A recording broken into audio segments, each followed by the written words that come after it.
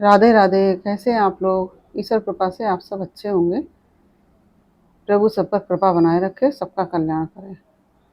आज हम श्रीमद् भागवत कथा का 5वां एवं 6ठा अध्याय बताने जा रहे हैं। 5वें अध्याय में है धुंधकारी को प्रेत योनि की प्राप्ति और उससे उद्धार, एवं 6ठे अध्याय में है सप्ताह यज्ञ की विधि। ये दोनों हम आज आपको बताने जा रहे हैं। और यदि आपने हमारा चैनल सब्सक्राइब नहीं किया है तो प्लीज़ हमारा चैनल सब्सक्राइब कर लीजिए और बेल आइकन बटन ज़रूर दबा दीजिएगा, जिससे कि हमारे आने वाले सारे वीडियोस आपको प्राप्त हो सकें और जैसे ही हम वीडियो अपलोड करें वैसे ही आपको नोटिफिकेशन पहुंच जाए। और यदि आपको हमारा बताने का तरीका समझ में आए तो आप कमेंट बॉक्स में ज़रूर नारायण, ओम हरि कुछ भी लिख दीजिए और हमारे वीडियो को शेयर और लाइक ज़रूर कर दीजिए। धन्यवाद। अब हम चलते हैं 5वें अध्याय की तरफ। श्री गणेशाय नमः। भजमन नारायण नारायण नारायण। बोलो कृष्ण कन्हैया लाल की जय। श्री गणेश जी भगवान की जय। श्रीमन्नारायणे नारायणे नारायण, श्रीमन्नारायणे नारायणे नारायण, भजमन नारायणे नारायणे नारायण, भजमन नारायणे नारायणे नारायण, श्रीमन्नारायणे नारायणे नारायण। जय श्री राधे। धुंधकारी को प्रेत योनि की प्राप्ति और उससे उद्धार। सूत जी कहते हैं, सौनक जी, पिता के वन चले जाने पर एक दिन धुंधकारी ने अपनी माता को बहुत पीटा और कहा, बता धन कहाँ रखा है, नहीं तो अभी तेरी लुआठी जलती हुई लकड़ी से खबर लूंगा। उसकी इस धमकी से डरकर और पुत्र के उपद्रवों से दुखी होकर वह रात्रि के समय कुएं में जा गिरी और इसी से उसकी मृत्यु हो गई। योग निष्ठा गोकर्ण जी तीर्थ यात्रा के लिए निकल गए। उन्हें इन घटनाओं से कोई सुख या दुख नहीं होता था, क्योंकि उनका ना कोई मित्र था ना शत्रु। धुंधकारी 5 भैंसों के साथ घर में रहने लगा। उनके लिए भोग सामग्री जुटाने की चिंता ने उसकी बुद्धि नष्ट कर दी और वह नाना प्रकार के अत्यंत क्रूर कर्म करने लगा। एक दिन उन कुलटाओं ने उससे बहुत से गहने मांगे। वह तो काम में अंधा हो गया था और मौत की उसे कोई याद नहीं आती थी। बस उन्हें जुटाने के लिए वह घर से निकल पड़ा और जहां तहां से बहुत सा धन चुरा कर घर लौट आया और उन्हें कुछ सुंदर वस्त्र और आभूषण ला के दिए। चोरी का बहुत माल देखकर रात्रि के समय स्त्रियों ने विचार किया कि ये नित्य ही चोरी करता है, इसलिए इसे किसी दिन अवश्य राजा पकड़ लेगा। राजा यह सारा धन छीन कर उसे निश्चय ही प्राण दंड देगा। जब एक दिन इसे मरना ही है, तब हम ही धन की रक्षा के लिए गुप्त रूप से इसको क्यों न मार डालें। इसे मारकर हम इसका माल मता लेकर यहाँ जहाँ कहीं चली जाएंगी, ऐसा निश्चय कर उन्होंने सोए हुए धुंधकारी को रस्सियों से कस दिया और उसके गले में फांसी लगाकर उसे मारने का प्रयत्न किया। इससे जब वह जल्दी ना मरा तो उन्हें बड़ी चिंता हुई। तब उन्होंने उसके मुख पर बहुत से दहकते अंगारे डाले। इससे वह अग्नि की लपटों से बहुत छटपटा कर मर गया। उन्होंने उसके शरीर को एक गड्ढे में डालकर गाड़ दिया। सच है, स्त्रियां प्रायः बहुत दुस्साहसी होती हैं। इनके इस कृत्य का किसी को भी पता न चला। लोगों के पूछने पर कह देती थी कि हमारे प्रीतम पैसे के लोभ से अब की बार कहीं दूर चले गए हैं, इसी वर्ष के अंदर लौट आएंगे। बुद्धिमान पुरुष को दुष्टा स्त्रियों का कभी विश्वास न करना चाहिए। जो मूर्ख इनका विश्वास करता है उसे दुखी होना पड़ता है। इनकी वाणी तो अमृत के समान कामियों के हृदय में रस का संचार करती हैं, किंतु हृदय छुरे की धार के समान तीक्ष्ण होता है। भला इन स्त्रियों का कौन प्यारा है। ये कुलटाएं धुंधकारी की सारी संपत्ति समेट कर वहां से चंपत हो गई। उनके ऐसे ना ना जाने कितने पति थे, और धुंधकारी अपने कुकर्मों के कारण भयंकर प्रेत हुआ। वह बमंडर के रूप में सर्वदा दसों दिशाओं में भटकता रहता था।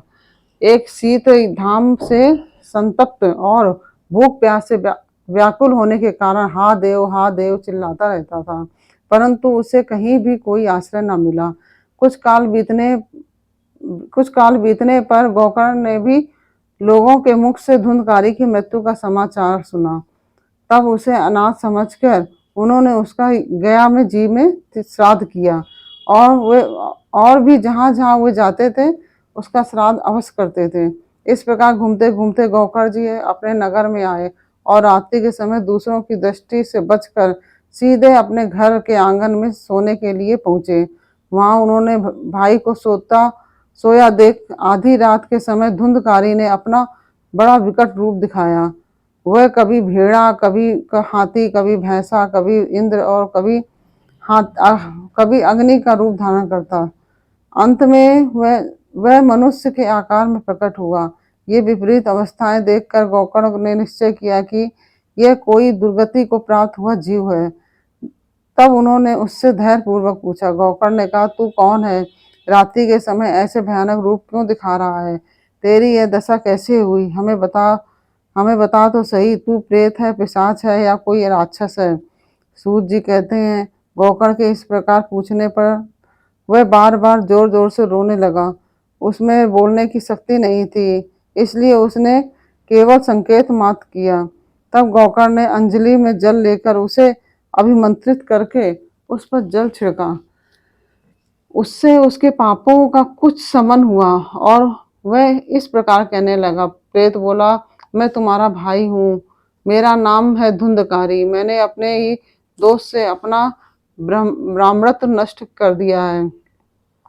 मेरे कुकर्मों की गिनती नहीं की जा सकती। मैं तो महान अज्ञान के चक्कर काट रहा था, इसी से मैंने लोगों की बड़ी हिंसा की। अंत में उल्टा स्त्रियों ने मुझे तड़पा तड़पा कर मार डाला। इसी से अब प्रेत योनि में पड़कर यह दुर्दशा भोग रहा हूँ। अब देववश कर्म फल का उदय होने से मैं केवल वायु भक्षण करके ही जी रहा हूँ। भाई, तुम दया के समुद्र हो, अब किसी प्रकार जल्दी ही मुझे इस योनि से छुड़ाओ। गोकर्ण ने धुंधकारी की सारी बातें सुनी और तब उससे बोले। गोकर्ण ने कहा, भाई, मुझे इस बात का बड़ा आश्चर्य है। मैंने तुम्हारे लिए विधि पूर्वक गया जी में पिंडदान किया, फिर भी तुम प्रेत योनि से मुक्त कैसे नहीं हुए? यदि गया श्राद्ध से भी तुम्हारी मुक्ति नहीं हुई है, तब इसका और कोई उपाय ही नहीं है। अच्छा, तुम यह बात खोल कर कहो, मुझे अब क्या करना चाहिए? प्रेत ने कहा, मेरी मुक्ति सैकड़ों गया श्राद्ध करने से भी नहीं हो सकती। अब तो तुम इसका कोई और उपाय सोचो। प्रेत ने कहा। प्रेत की यह बात सुनकर गोकर्ण को बड़ा आश्चर्य हुआ। वे कहने लगे, यदि सैकड़ों गया तीर्थों से भी तुम्हारी मुक्ति नहीं हो सकती, तब तो तुम्हारी मुक्ति असंभव ही है। अच्छा, अभी तो तुम निर्भय होकर अपने स्थान पर रहो, मैं विचार करके तुम्हारी मुक्ति के लिए कोई दूसरा उपाय करूंगा। गोकर्ण की आज्ञा सुनकर धुंधकारी वहां से अपने स्थान पर चला गया। इधर गोकर्ण ने रात भर विचार किया, तब भी उन्हें कोई उपाय नहीं सूझा। प्रातःकाल उनको आया देख लोग प्रेम से उनसे मिलने आए। तब गोकर्ण ने रात में जो कुछ जिस प्रकार हुआ था वह सब उन्हें सुना दिया। उनमें जो लोग विद्वान, योगनिष्ठ, ज्ञानी और वेदज्ञ थे, उन्होंने भी अनेक शास्त्रों को उलट पलट कर देखा, तो भी उसकी मुक्ति का कोई उपाय न मिला। तब सबने यही निश्चय किया कि इस विषय में सूर्य नारायण जो आज्ञा करें वही करना चाहिए। अतः गोकर्ण ने अपने तपोबल से सूर्य की गति को रोक दिया। उन्होंने स्तुति की, भगवान, आप सारे संसार के साक्षी हैं, मैं आपको नमस्कार करता हूँ। आप मुझे कृपा करके धुंधकारी की मुक्ति का साधन बताइए। गोकर्ण की यह प्रार्थना सुनकर सूर्यदेव ने दूर से ही स्पष्ट शब्दों में कहा, श्रीमद् भागवत से ही मुक्ति हो सकती है, इसलिए तुम उसका सप्ताह पारायण करो। सूर्य का यह धर्ममय वचन वहां सभी ने सुना। तब सबने यही कहा कि प्रयत्न पूर्वक यही करो है भी, और यह साधन बहुत सरल। अतः गोकर्ण जी भी तदनुसार निश्चय करके कथा सुनाने के लिए तैयार हो गए। देश और गांवों से अनेकों लोग कथा सुनने के लिए आए। बहुत से लंगड़े, लूले, अंधे, बूढ़े और मंदबुद्धि पुरुष भी अपने पापों की निवृत्ति के उद्देश्य से वहां आ पहुंचे। इस प्रकार वहां इतनी भीड़ हो गई कि उसे देखकर देवताओं को भी आश्चर्य होता था। तब गोकर्ण जी व्यास गद्दी पर बैठकर कथा कहने लगे। तब वह प्रेत भी वहां आ पहुंचा और इधर उधर बैठने के लिए स्थान ढूंढने लगा। इतने में ही उसकी दृष्टि एक सीधे रखे हुए 7 गांठ के बांस पर पड़ी। उसी के नीचे के छिद्र में घुसकर वह कथा सुनने के लिए बैठ गया। वायु रूप होने के कारण वह बाहर कहीं बैठ नहीं सकता था, इसलिए बांस में घुस गया। गोकर्ण जी ने एक वैष्णव ब्राह्मण को मुख्य श्रोता बनाया और प्रथम स्कंद से ही स्पष्ट स्वर में कथा सुनानी आरंभ कर दी। सायंकाल में जब कथा को विश्राम दिया गया, तब एक बड़ी विचित्र बात हुई। वहां सभासदों को देखते देखते उस बांस की एक गांठ तड़ तड़ शब्द करती फट गई।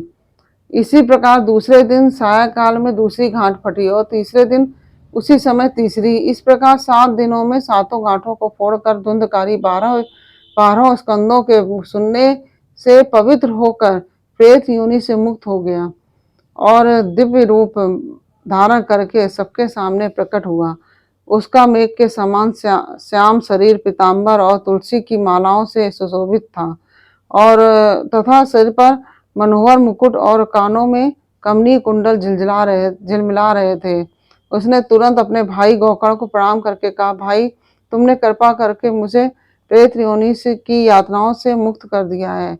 यह प्रेत पीड़ा का नाश करने वाली श्रीमद् भागवत कथा धन्य है तथा श्री कृष्णचंद्र के धाम की प्राप्ति कराने वाला इसका सप्ताह पारायण भी धन्य है। जब सप्ताह श्रवण का योग लगता है, तब सब पाप थर्रा उठते हैं कि अब यह सब भागवत की कथा जल्दी ही हमारा अंत कर देगी। जिस प्रकार आग गीली सूखी छोटी बड़ी सब तरह की लकड़ियों को जला डालती है, उसी प्रकार यह सप्ताह श्रवण मन, वचन और कर्म द्वारा किए हुए नए पुराने छोटे बड़े सभी प्रकार के पापों को भस्म कर देता है। विद्वानों ने देवताओं की सभा में कहा है कि जो लोग इस भारतवर्ष में श्रीमद् भागवत की कथा नहीं सुनते, उनका जन्म वृथा ही है। भला मोह पूर्वक लालन पालन करके यदि इस अनित्य शरीर को हष्ट पुष्ट और बलवान भी बना लिया, तो भी श्रीमद् भागवत की कथा सुने बिना इससे क्या लाभ हुआ। अस्थियां ही इस शरीर के आधार स्तंभ है।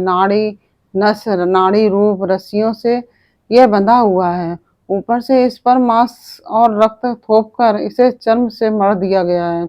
इसके प्रत्येक अंग में दुर्गंध आती है, क्योंकि है तो यह मलमूत्र का भांड ही है।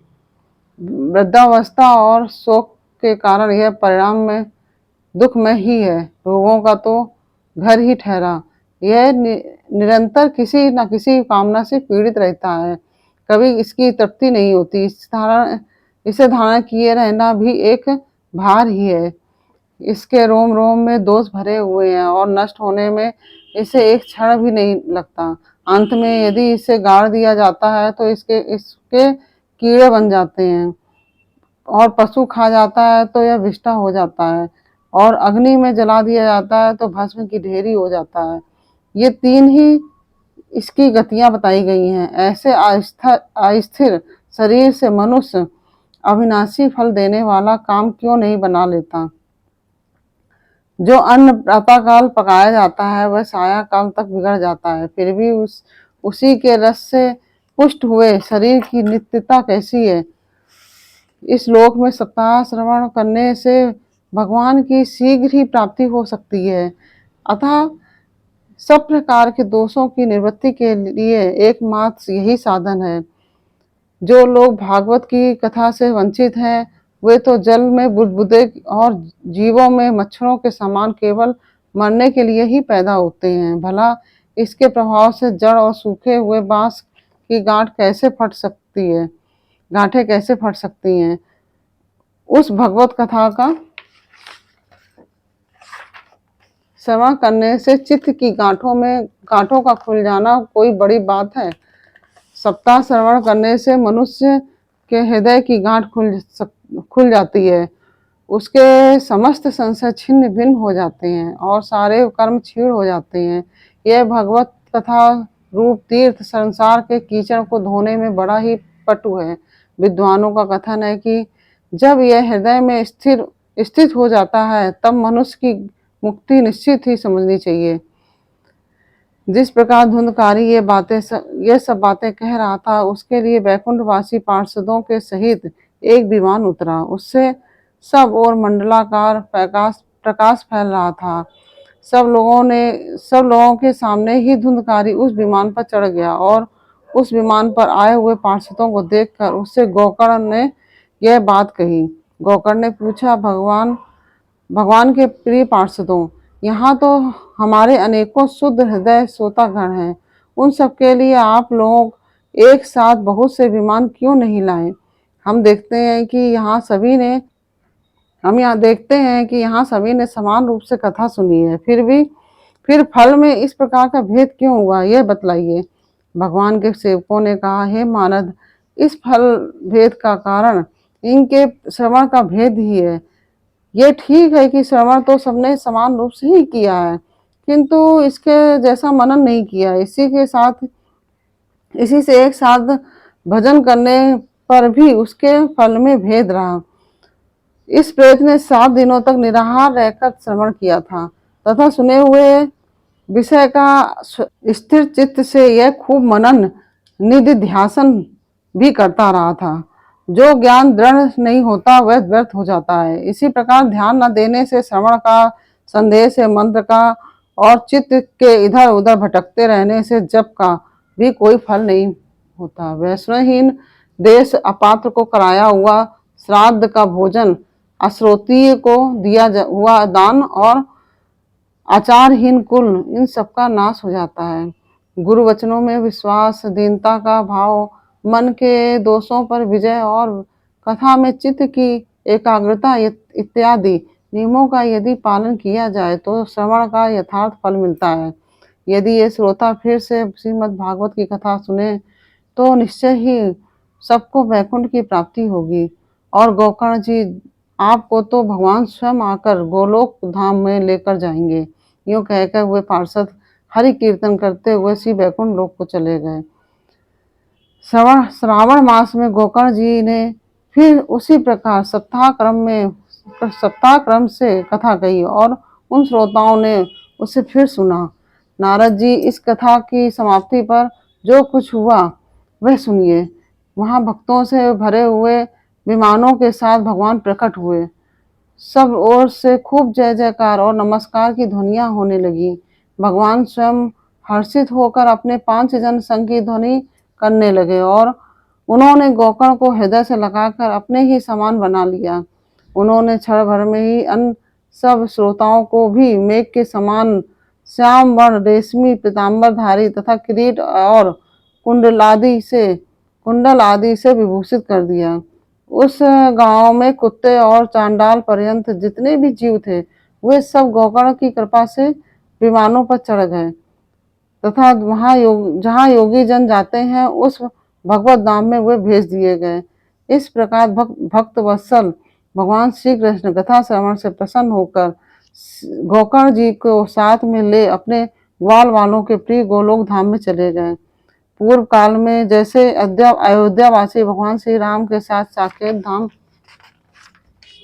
सिधारे थे, उसी प्रकार भगवान श्री कृष्ण उनके सब दुर्लभ गोलोक धाम को ले गए।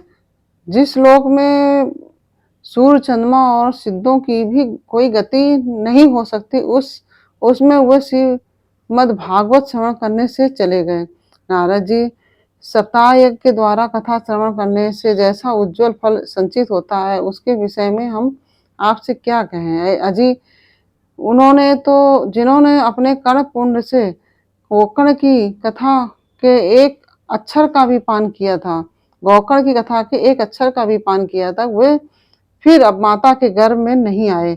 जिस गति को लोग वायु, जल या पत्ते खाकर शरीर सुखाने से, बहुत काल तक घोर तपस्या करने से तथा योगाभ्यास से भी नहीं पा सकते, वे सप्ताह श्रवण से सहज में ही प्राप्त कर लेते हैं। इस परम पवित्र इतिहास का पाठ चित्रकूट पर विराजमान मुनीश्वर सांडिल्य भी ब्रह्मानंद में मग्न होकर करते रहे। यह कथा बड़ी ही पवित्र है। इस एक बार के श्रवण से ही समस्त पाप राशि को भस्म कर देती है। यदि इसका श्राद्ध के समय पाठ किया जाए तो इससे पितृगण को बड़ी तृप्ति में होती है और अन्न पाठ करने से मोक्ष की प्राप्ति होती है। बोलो श्रीमन नारायण भगवान की जय। इसी के साथ यह 5वां अध्याय पूरा हुआ। अब हम चलते हैं 6ठे अध्याय की तरफ। श्री सनकादि जी 6ठा अध्याय है सप्ताह यज्ञ की विधि। श्री सनकादि जी कहते हैं, नारद जी, अब हम आपको सप्ताह श्रवण की विधि बतलाते हैं। यह विधि प्रायः लोगों की सहायता और धन से साध्य कही गई है। पहले तो यत्न पूर्वक ज्योतिषी को बुलाकर मुहूर्त पूछना चाहिए और विवाह के लिए जिस प्रकार धन का प्रबंध किया जाता है उस प्रकार ही धन की व्यवस्था इसके लिए करनी चाहिए। कथा आरंभ करने में भाद्रपद, अश्विन, कार्तिक, मार्गशीर्ष, आषाढ़ और श्रावण ये 6 महीने श्रोताओं के लिए मोक्ष की प्राप्ति के कारण हैं। देवर्षि, यदि इन महीनों में भी भद्रा व्यतिपात और कुयोगों को सर्वदा त्याग देना चाहिए तथा दूसरे लोग जो उत्साही हों उन्हें अपना सहायक बना लेना चाहिए। फिर प्रयत्न करके देश देशांतरों में यह संवाद भेजना चाहिए कि यहाँ कथा होगी, सब लोगों को सपरिवार पधारना चाहिए। स्त्री और शूद्र आदि भगवत कथा एवं संकीर्तन से दूर पड़ गए थे, उनको भी सूचना हो जाए ऐसा प्रबंध करना चाहिए। देश देश में जो विरक्त वैष्णव और हरि कीर्तन के प्रेमी हो उनके पास निमंत्रण पत्र अवश्य भेजें। उसे लिखने की विधि इस प्रकार बताई गई है। महानुभावों, यहाँ 7 दिन तक सत्पुरुषों का बड़ा दुर्लभ समागम रहेगा और अपूर्व रसमयी श्रीमद् भागवत की कथा होगी। आप लोग भगवत रस के रसिक हैं, अतः श्रीमद् भागवतामृत का पान करने के लिए प्रेम पूर्वक शीघ्र ही पधारने की कृपा करें। यदि आपको विशेष अवकाश ना हो तो भी 1 दिन के लिए तो अवश्य ही कृपा करनी चाहिए, क्योंकि यहाँ का तो एक क्षण भी अत्यंत दुर्लभ है। इस प्रकार विनय पूर्वक उन्होंने निमंत्रित किया और जो लोग आए उनके लिए यथोचित निवास स्थान का प्रबंध किया। कथा का श्रवण किसी तीर्थ में, वन में तथा अपने घर पर भी अच्छा माना गया है। जहाँ लंबा चौड़ा मैदान हो वहीं कथा स्थल रखना चाहिए। भूमि शोधन, मार्जन और लेपन करके रंग बिरंगी धातुओं से चौक पूरे। घर की सारी सामग्री उठाकर एक कोने में रख दें। 5 दिन पहले से ही यत्न पूर्वक बहुत से बिछाने के वस्त्र एकत्र कर लें और तथा केले के खम्भों से सुशोभित एक ऊंचा मंडप तैयार करें। उसे सब और फल, पुष्प, पत्र और चंदोवे से अलंकृत करें। इस तथा चारों ओर झंडियाँ लगाकर तरह तरह के सामानों से सजा दें। इस मंडप में कुछ ऊंचाई पर 7 विशाल लोकों की कल्पना करें और उनमें विरक्त ब्राह्मणों को बुला कर बैठाएं। आगे की ओर उनके लिए यहाँ यथोचित आसन तैयार रखें। इनके पीछे वक्ता के लिए भी एक दिव्य सिंहासन का प्रबंध करें। यदि वक्ता का मुख उत्तर की ओर रहे तो श्रोता पूर्वाभिमुख होकर बैठे और यदि वक्ता पूर्वाभिमुख रहे तो श्रोता को उत्तर की ओर मुख करके बैठाना चाहिए, अथवा वक्ता और श्रोता को पूर्व मुख होकर बैठना चाहिए। देश काल आदि को जानने वाले महानुभावों ने श्रोता के लिए ऐसा ही नियम बताया है। जो वेद शास्त्र की स्पष्ट व्याख्या करने में समर्थ हो, तरह तरह के दृष्टांत दे सकता हो तथा विवेकी और अत्यंत निष्प्रह हो, ऐसे विरक्त और विष्णु भक्त ब्राह्मण को वक्ता बनाना चाहिए। श्रीमद् भागवत के प्रवचन में ऐसे लोगों को नियुक्त नहीं करना चाहिए जो पंडित होने पर भी अनेक धर्मों के चक्कर में पड़े हुए हैं, स्त्री लंपट और पाखंड के प्रचारक हों। वक्ता के पास ही उसकी सहायता के लिए एक वैसा ही विद्वान और स्थापित करना चाहिए, वह भी सब प्रकार के संशयों की निवृत्ति करने में समर्थ और लोगों को समझाने में कुशल हो।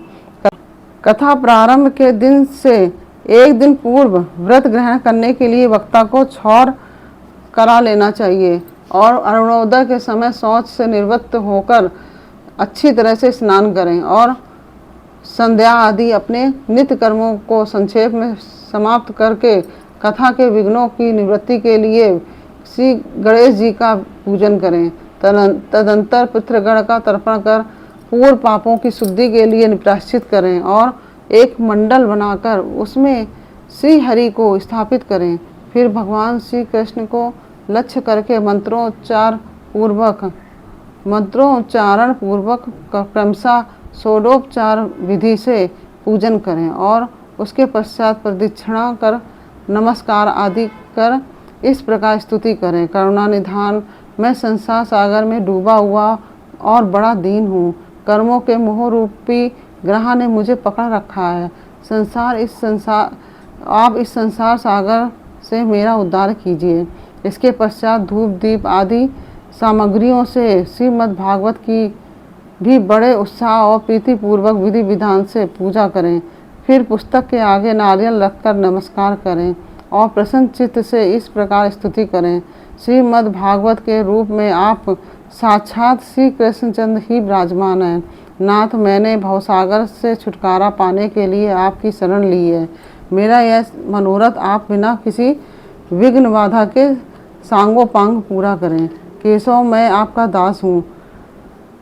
फिर इस प्रकार दीन वचन कहकर फिर वक्ता का पूजन करें, उसे सुंदर वस्त्राभूषण से विभूषित करें और फिर पूजा के पश्चात उसकी इस प्रकार स्तुति करें। सुख स्वरूप भगवान, आप समझाने की कला में कुशल और सब शास्त्रों में पारंगत हैं। कृपया इस कथा को प्रकाशित करके मेरा अज्ञान दूर करें। फिर अपने कल्याण के लिए प्रसन्नतापूर्वक उसके सामने नियम ग्रहण करें और 7 दिनों तक यथाशक्ति उसका पालन करें।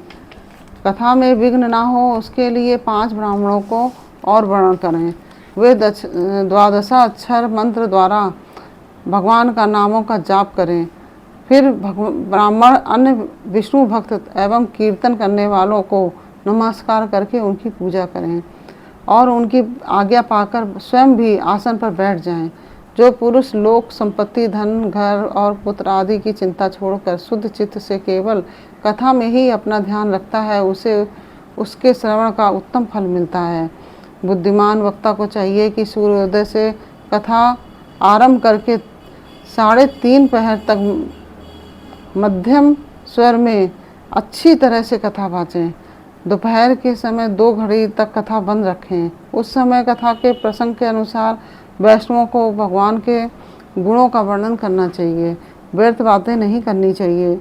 कथा के समय मलमूत्र के वेग को काबू में रखने के लिए अल्पाहार सुखकारी होता है, इसलिए श्रोता केवल एक ही समय हविष्यान्न भोजन करें।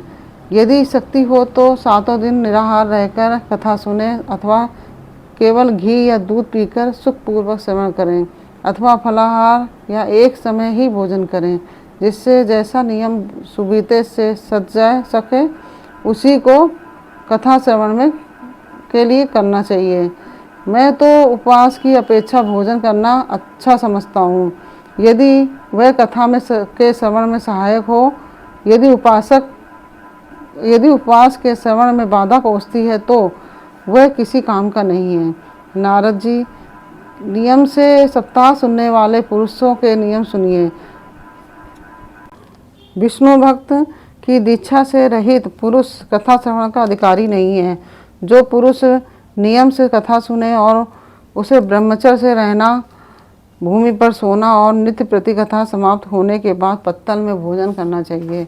दाल, मधु, तेल, गरिष्ठ अन्न, भाव दूषित पदार्थ और बासी अन्न, इससे सर्वथा ही त्याग करना चाहिए। काम, क्रोध, मद, मान, मत्सर, लोभ, दंभ, मोह और द्वेष को तो अपने पास भी नहीं फटकने देना चाहिए। वह वेद, वैष्णव, ब्राह्मण, गुरु, गौसेवक तथा स्त्री, राजा और महापुरुषों की निंदा से भी बचे। नियम से कथा सुनने वाले पुरुष को रजस्वला स्त्री अंत्यज, म्लेच्छ, पतित, गायत्रीहीन, द्विज, ब्राह्मणों से द्वेष करने वाले तथा वेद को न मानने वाले पुरुषों से बात नहीं करनी चाहिए। सर्वदा सत्य, शौच, दया, मौन, सरलता, विनय और उदारता का बर्ताव करना चाहिए। धनहीन, क्षय रोगी, किसी अन्य रोगों से पीड़ित, भाग्यहीन, पापी, पुत्रहीन तथा मुमुक्षु भी ये कथा श्रवण करें। जिस स्त्री का रजो दर्शन रुक गया हो, जिसके एक ही संतान होकर रह गई हो, जो बांझ हो, जिसकी संतान होकर मर जाती हो अथवा जिसका गर्भ गिर जाता हो, वह यत्न पूर्वक इस कथा को सुने तो इन्हें अच्छे फल की प्राप्ति हो सकती है। यह अत्युत्तम, दिव्य तथा करोड़ों यज्ञों का फल देने वाली है। इस प्रकार इस कथा की, इस व्रत की विधियों का पालन करके फिर उद्यापन करें। जिन्हें इसके विशेष फल की इच्छा हो, वह जन्माष्टमी व्रत के समान ही इस कथा व्रत का उद्यापन करें। किंतु जो भगवान के अकिंचन भक्त हैं, उनके लिए उद्यापन का कोई आग्रह नहीं है। वे श्रवण से ही पवित्र हैं। उन्होंने, क्योंकि वे तो निष्काम भगवत भक्त हैं। इस प्रकार जब सप्ताह यज्ञ समाप्त हो जाए, तब श्रोताओं को अत्यंत भक्तिपूर्वक पुस्तक और वक्ता की पूजा करनी चाहिए। फिर वक्ता श्रोताओं को प्रसाद, तुलसी और प्रसादी मालाएं दें तथा सब लोग मृदंग और झांझ की मनोहर ध्वनि से सुंदर कीर्तन करें। जय जयकार, नमस्कार तथा शंख ध्वनि की घोष कराएं तथा ब्राह्मण और याचकों को धन और अन्न दें। श्रोता विरक्त हो तो कर्म की शांति के लिए दूसरे दिन गीता पाठ करें। गृहस्थ हो तो हवन करें। इस हवन में दशम स्कंद का एक एक श्लोक पढ़कर विधि पूर्वक खीर, मधु, घृत, तिल और अन्न आदि सामग्रियों की आहुति दें अथवा एकाग्र चित्त से गायत्री मंत्र द्वारा हवन करें। क्योंकि तत्वतः यह महापुराण गायत्री स्वरूप ही है। होम करने की शक्ति ना हो तो उसका फल प्राप्त करने के लिए ब्राह्मणों को हवन सामग्री दान करें तथा नाना प्रकार की त्रुटियों को दूर करने के लिए और विधि में फिर से न्यूनाधिकता रह गई हो, उसके दोषों को शांति करने के लिए विष्णु सहस्त्र नाम का पाठ करें। इससे सभी कर्म सफल हो जाते हैं, क्योंकि कोई भी कर्म इससे बढ़कर नहीं है।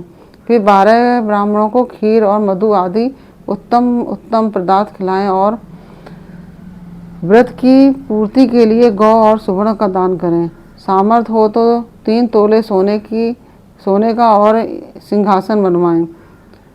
उस पर सुंदर अक्षरों से लिखी हुई श्रीमद् भागवत की पोथी रखकर उसकी आवाहन आदि विविध प्रचारों से पूजन करें। फिर जितेंद्रीय आचार्य को उसका वस्त्र, आभूषण और गंध आदि से पूजन करें। दक्षिणा के सहित समर्पण कर दें। यूँ करने से वह बुद्धिमान दाता जन्म, मरण और बंधनों से मुक्त हो जाता है।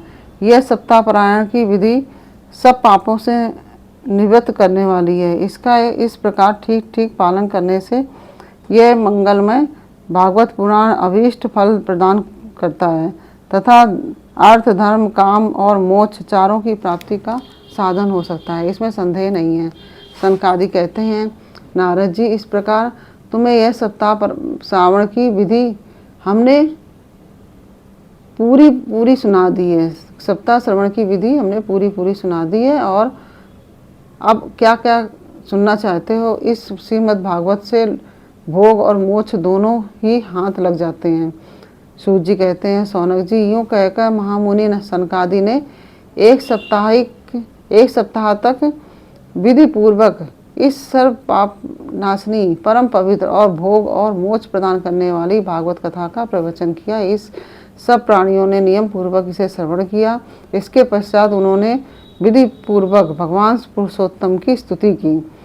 कथा के अंत में ज्ञान, वैराग और भक्ति को बड़ी पुष्टि मिली और वे तीनों एकदम तरुण हो गए और सब जीवों का चित्त अपनी ओर आकर्षित करने लगे। अपना मनोरथ पूरा होने से नारद जी को भी बड़ी प्रसन्नता हुई और उनके सारे शरीर में रोमांच हो आया और वे परमानंद से पूर्ण हो गए।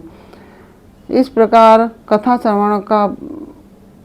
श्रवण कर भगवान के प्यारे नारद जी हाथ जोड़कर प्रेम गदगद वाणी से सनकादि से कहने लगे। नारद जी ने कहा, मैं धन्य हूँ, आप लोगों ने करुणा करके मुझे बड़ा ही अनुग्रहित किया है।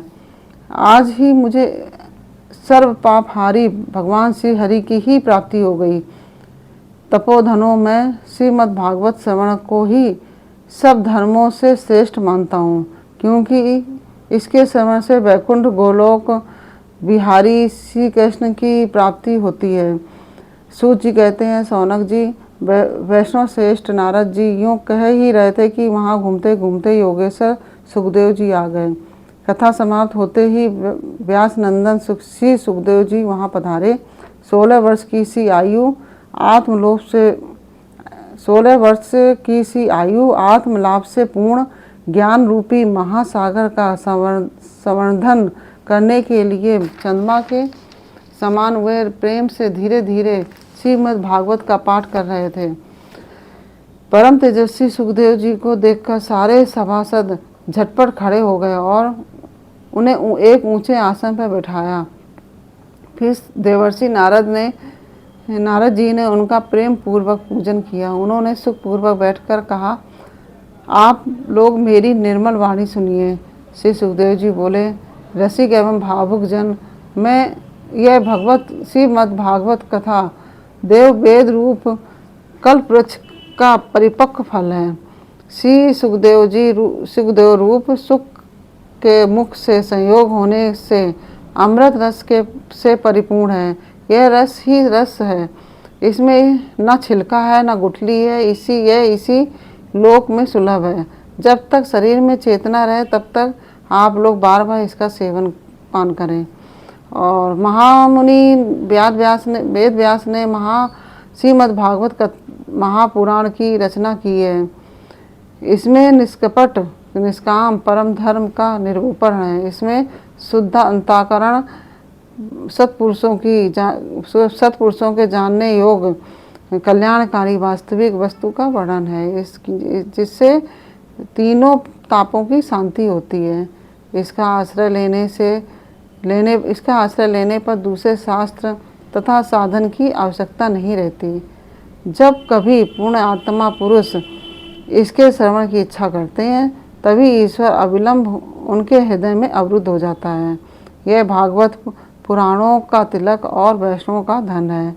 इसमें परमहंसों के प्राप्य विशुद्ध ज्ञान का ही वर्णन किया गया है तथा ज्ञान, वैराग्य और भक्ति के सहित निवृत्ति मार्ग को प्रकाशित किया गया है।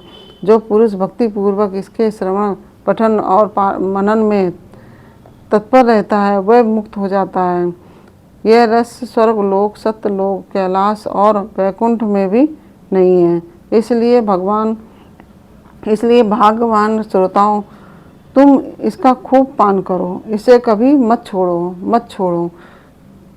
सूत जी कहते हैं, श्री सुखदेव जी के इस प्रकार कह ही रहे थे कि उस सभा में बीचों बीच प्रहलाद, बलि, उद्धव और अर्जुन आदि पार्षदों के सहित साक्षात श्री हरि प्रकट हो गए।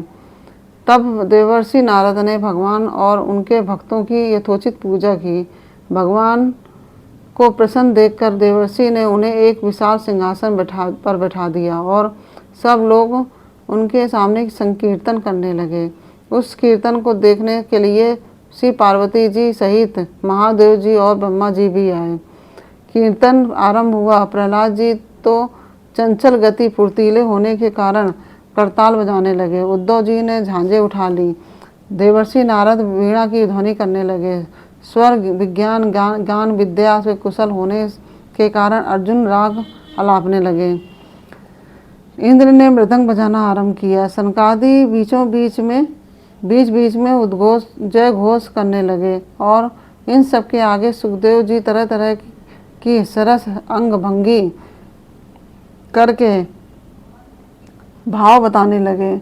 इन सबके बीच में परम तेजस्वी भक्ति ज्ञान और वैराग नटों के समान नाचने लगे। ऐसा अलौकिक कीर्तन देखकर भगवान प्रसन्न हो गए और इस प्रकार कहने, मैं तुम्हारी इस कथा और संकीर्तन से बहुत प्रसन्न हूँ। तुम्हारे भक्ति भाव ने इस समय मुझे अपने बस में कर लिया है।